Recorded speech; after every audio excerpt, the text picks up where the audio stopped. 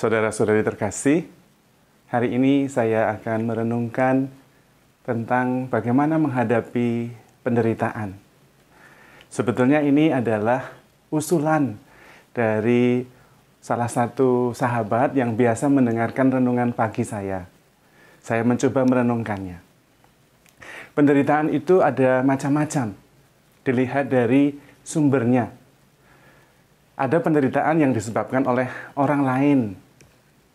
Ada penderitaan yang disebabkan oleh kesalahan kita sendiri. Ada juga penderitaan yang disebabkan oleh situasi lingkungan. Dan caranya menghadapinya tentu berbeda-beda. Kalau memang itu disebabkan oleh keadaan di lingkungan atau orang lain, kita bisa menunggu apakah orang lain itu akan berubah, lingkungannya juga berubah, lalu penderitaan ikut hilang juga. Atau tidak bisa berubah, berarti kita harus menghadapinya. Mencari jalan, bagaimana caranya supaya saya bisa menghadapi lingkungan yang memang tidak memungkinkan bagi saya untuk mengubahnya. Kalau itu disebabkan oleh diri kita sendiri, ya kita yang harus refleksi, kemudian bertobat, dan mengubah sikap, cara kita, cara pandang kita, cara reaksi kita. Pada prinsipnya, untuk menghadapi penderitaan itu ada 4. Yang pertama, menerima penderitaan itu. Kalau memang kita bisa menerimanya, oke. Kalau tidak bisa, kita hindari. Supaya kita tidak harus menghadapinya. Tapi kalau tidak bisa juga, tidak bisa kita terima, tidak bisa kita hindari, ya kita hadapi. Kita hadapi.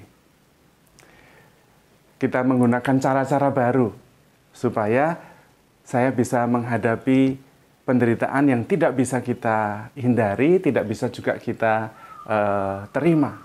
Kita harus menghadapinya. Yang keempat adalah dengan cara memanfaatkannya.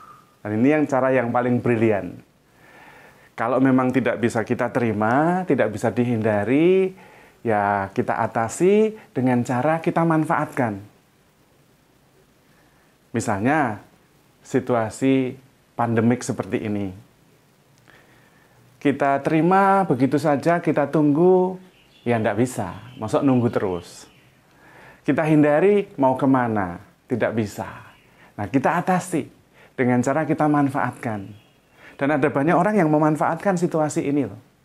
Ada yang mulai open PO, ini itu. Ada yang mulai kreatif. Ya. Saya sendiri merasa bahwa ini kesempatan baik untuk lebih reflektif, untuk lebih melihat situasi, menemukan cara baru, bagaimana harus menghadapi umat, harus menghadapi situasi ini. Berbagai macam cara kita bisa buat. Dan yang paling penting adalah kita tidak sendiri. Kita tidak sendiri. Tuhan Yesus bersama kita. Menemani kita. Selain itu, kita bisa memanfaatkan derita kita sebagai kesempatan untuk menyucikan diri. Selain itu juga, derita juga bisa membuat kita ambil bagian dalam penderitaan Kristus. Nah, iman kita juga berarti. Jadi sebetulnya menghadapi derita itu ada berbagai macam cara. Dan yang juga penting adalah bahwa penderitaan itu biasanya tidak akan terus berlangsung selama-lamanya. Ada saatnya penderitaan itu berhenti, digantikan oleh sukacita. Maka juga harus ada harapan. Ya. Jadi harus sabar dalam kesesakan, tekun dalam doa, dan bersukacita dalam pengharapan. Itu tulisan Rasul Paulus dalam suratnya kepada umat di Roma, bab 12 ayat 12. Jadi sebetulnya derita itu tidak melulu negatif. Lalu juga tergantung pola pikir kita. Apakah pola pikir kita itu ketika kita menderita terus kemudian tidak bisa bangkit lagi, mengeluh, atau ini kesempatan bagi kita untuk bertumbuh. Setiap derita memberi kita kesempatan untuk bertumbuh. dalam kekuatan dalam menghadapi situasi sulit, juga kekuatan dalam percaya kepada Tuhan bahwa saya tidak sendiri dan Tuhan adalah jalan yang akan memberikan solusi bagi apa yang sedang kita alami.